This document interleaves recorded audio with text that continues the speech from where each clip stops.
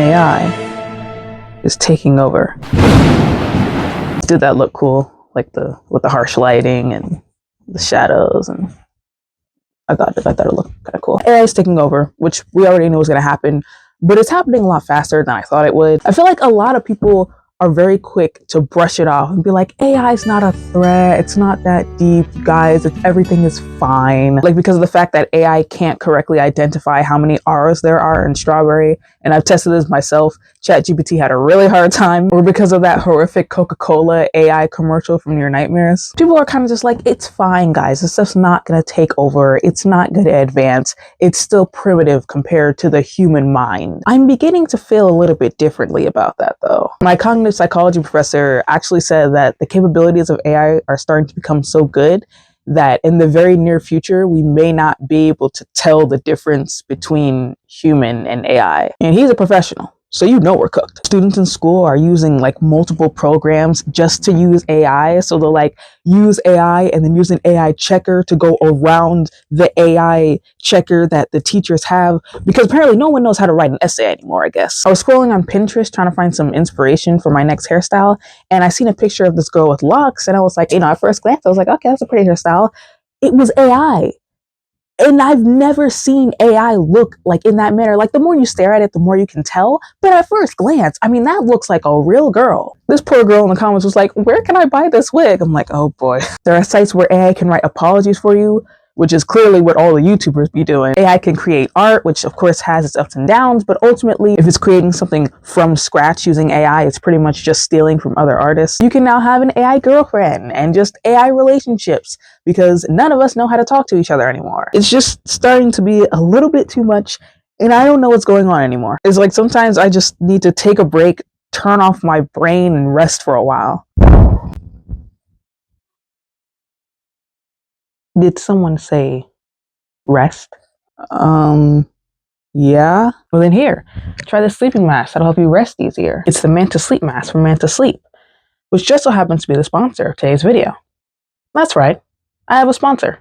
This video is sponsored by Manta Sleep. Manta Sleep is a company that prides themselves in embracing healthy sleeping habits and helps their customers with that very goal with their one-of-a-kind sleeping mask. Manta Sleep masks are completely adjustable, so you can easily remove or readjust the cuffs to fit your eyes. So there's never going to be any pressure on your eyes while you're resting. Say, why don't you try it on?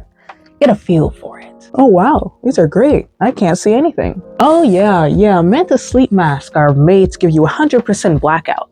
So you could stare right at the sun and you wouldn't see anything. Don't do that though. The mask is made of light and breathable material, so that way you'll always be comfortable no matter how long you're wearing it. Oh, these are pretty relaxing. Kinda wish I could listen to some music though. Let me get my headphones so I can listen to Gary Come Home on loop. No, there's no need for that. You don't need to do that. See, Manta Sleep has a variety of different masks you can choose from, and the one you're using happens to have Bluetooth speakers embedded in them. And the speakers are fully adjustable, so they can perfectly sit over your ears wherever you need them to. The mask has a 20-hour battery life, so you can listen to your favorite music, podcasts, or even commentary videos like this one. You can also use other accessories from Manta Sleep to elevate your sleeping experience, such as the cool eye cuffs. The cool eye cuffs soothes the eyes and the sinuses, and can easily be interchanged with any of the masks that you own. All you gotta do is pop them off, pop it on, and you're good to go. Oh, these are actually pretty cool. Oh yeah, it's really cool. I'm glad you're enjoying yourself. Who are you?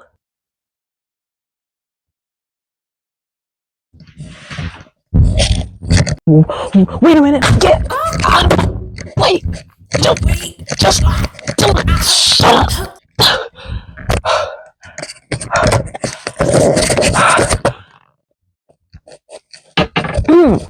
Click on the tagged products button on my video and use my code KSAJA for 10% off your order. And for a limited time only, from December 23rd to the 31st, you can get even more deals when you make qualifying purchases over a certain amount of money, as I've shown here on the screen. So grab yourselves a Manta Sleep mask now. A mask so great it'll knock you right out. Thanks again for Manta Sleep for sponsoring this video.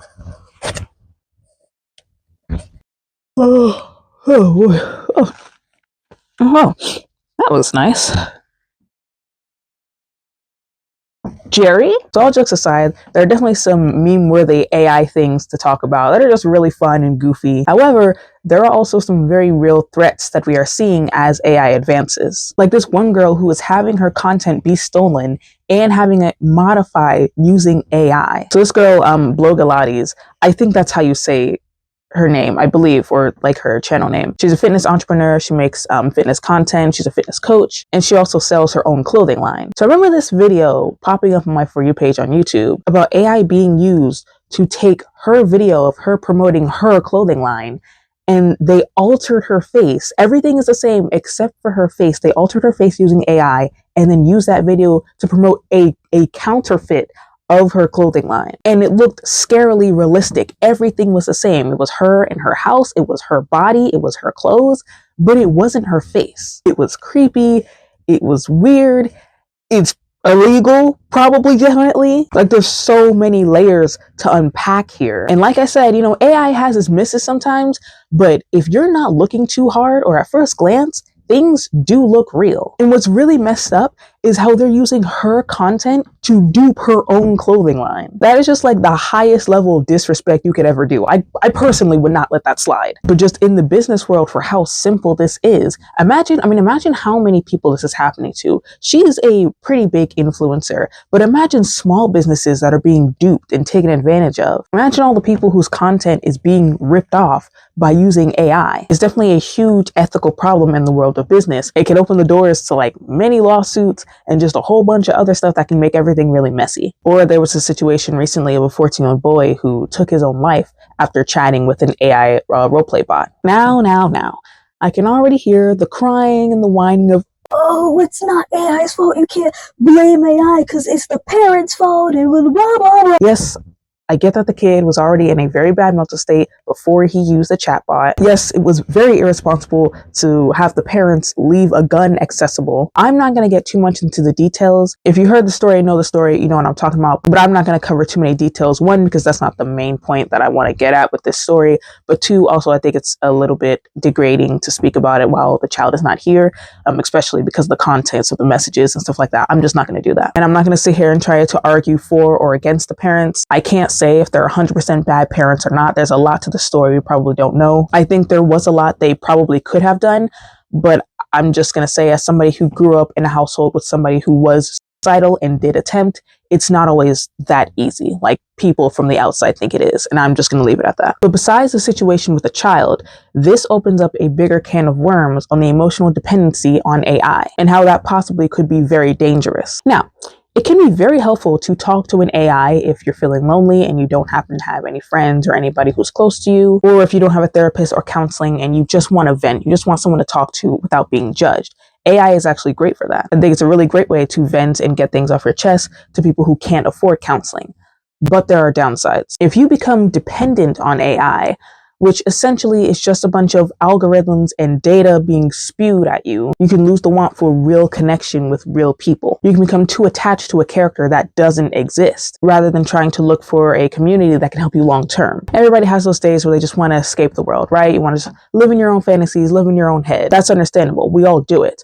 But when it gets to the point where you are legitimately seeing this fictional character as reality, that can be problematic. And a lot of people will argue that, oh, everybody knows that it's fake. Everybody knows that it's just AI and nobody's actually going to fall for it and think it's real. It's not about falling for it. It's about your brain still perceiving this character as real. It's the same reason that we all get crushes on anime characters, even though we know they're not real. We can tell ourselves they're not real all we want. Our brain is still perceiving those emotions and that attraction and those feelings as real, as if they were real. And this does go the same with things like AI girlfriends and AI boyfriends and stuff like that. At a certain point, you can disconnect. And instead of actually going to get the help that you need, you just depend on this algorithm to make you feel better and to validate you, when that's not really fixing the core problems, more like a band-aid than anything. So it can become a big problem, especially in this day and age where people seem to be getting a lot lonelier and it's harder to make genuine relationships. People using AI as a crutch could end up actually making their mental state worse in the long term. So that's something else that's a little bit scary to think of.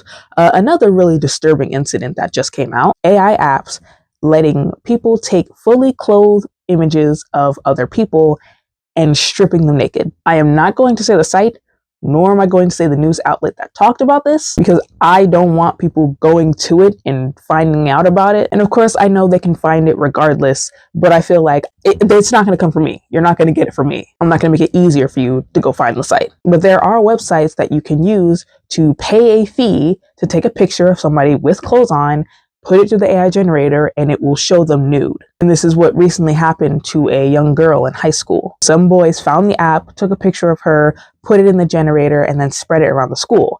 And you know how high school and just school is with gossiping and all that other nonsense. Of course, it's spread like wildfire, so everybody thinks that she just leaked a nude or something. And that is a really disgusting, scary, and disturbing reality, knowing that your picture can be taken and have something like that happen. And I don't understand people who are like, oh, there are no real victims because it's a fake AI picture. What's the difference, or why does it matter? It's not that big of a deal. The issue is that regardless if the image is fake and everyone knows that it's fake, attaching an image of someone's real face to a nude body still creates the same feelings and reactions as if it were real. Just knowing that it's fake doesn't really do anything. It can still create victims, because now that girl is going to waltz around the school and everyone's going to remember her as the girl who has a fake nude floating around the classrooms. They're going to remember her face on the body of a nude body. It's still going to be disturbing. And then you can go a step further and imagine what creeps could do with this type of technology with images of children, and how disturbing that could be for parents, even for parents who don't post their children online. I wouldn't recommend posting your children online in the first place. But even in real life, some creep could just take a picture of your child. You don't know. I mean, everybody's always recording in public and filming other people without their permission. They could take a photo of you, your kid, or anybody else and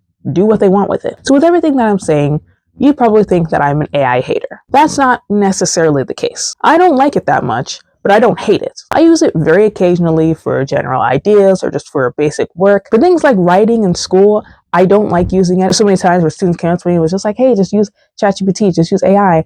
And the thing is, I like writing. I like writing a lot. Writing is actually one of the only things that I've ever been good at and enjoyed doing. So it's one of those things where it's like, I don't need a robot to do what I'm already good at.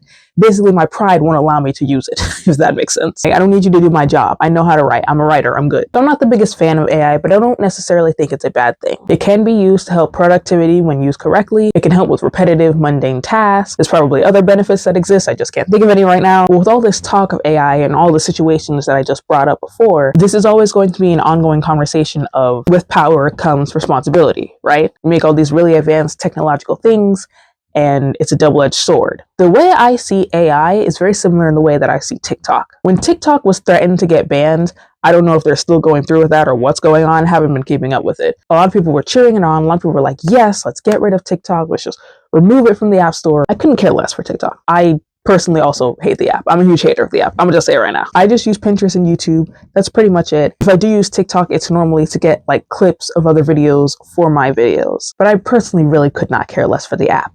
However, I don't think it's fair to remove it and take that away from so many people who genuinely do enjoy using it. People were excited about the ban because they said that'll get rid of all the brain rot and the horrible things that TikTok has done and the horrible things that are on TikTok. And don't get me wrong, TikTok has a horrible reputation of creating the dumbest trends, some of which quite literally almost killed children, and I think might have actually killed a few of them. It is so over-sexualized. It's getting to the point where it's disgusting, especially because there are kids on the app.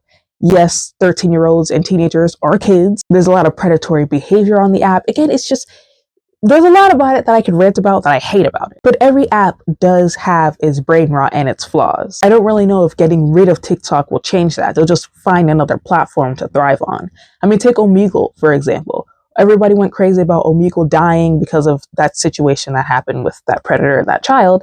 And now there's like Omi TV or Omi 2, whatever it's called. There's a dupe version of it. They just went on another platform. So it isn't so much the app itself. No, it's the app.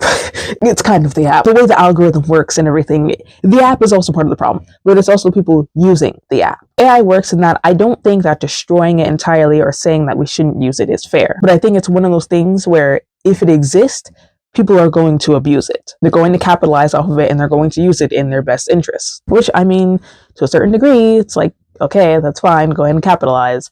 but sometimes you take it a little bit too far. And humans have never really been good at taking precautions for these types of situations and being better prepared for the possibility. The focus is just like, oh, it has to be something really cool and amazing and new and innovative. And then they kind of forget the downsides and the practicality of it. It's like they're blindsided by their own genius and innovation that they forget that there's a possibility that things can go wrong. And then they don't do enough to fix these issues when they happen. There's like little to no protocol on how to actually deal with it because of how new this technology is. And they clearly did not take into account for things to go wrong. I mean, take Blogilates, for example. She's been fighting with Amazon and with the people who are counterfeiting her stuff and taking her content and using AI to alter it, because this is a crime. This is illegal, I'm pretty sure. She's been trying to reach out, and I don't know if she's still got it fixed. In the video where she talked about it, she said she reached out to people and no one responds, nobody gets back to her, and so many of her dupes are still up there. Or the AI nude thing.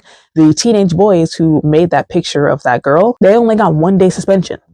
That's a slap on the wrist. There's no proper punishment, there's no proper repercussion, and people are going to find loopholes around everything. And then that's when things start to get out of hand. I would really like to argue that, yeah, I think AI is something that we not need to worry about, but need to be concerned with. I don't think we should shun it or get rid of it, but we need to get smart on how we're using it. We need to get smart when it comes to protocols, when things go wrong, when people try to abuse it and use it for the wrong things, and recognize the very real possibility that things will go wrong. Because at the rate that it's going, it is starting to advance. The more it advances and the less we actually do anything to keep it contained is when it becomes a really huge problem and it takes over the world, which again, it's kind of already happening. So we're all cooked, basically. And to all the people who are actively trying to buy Elon's new robot, the Tesla bots or whatever, good luck. Good luck. You better lock that thing in the closet while you're sleeping at night and hope it doesn't know how to open doors. Actually, wait, can the Elon bot open doors? It doesn't have the mechanisms to do that, can it? Oh no, it knows how to grip things. That means it does know how to open a door. Oh, I think they know how to open doors, guys. I think we're done. It's over. Anyways, guys, that's all I wanted to talk about for today's video. I will see you all in the next video. Bye.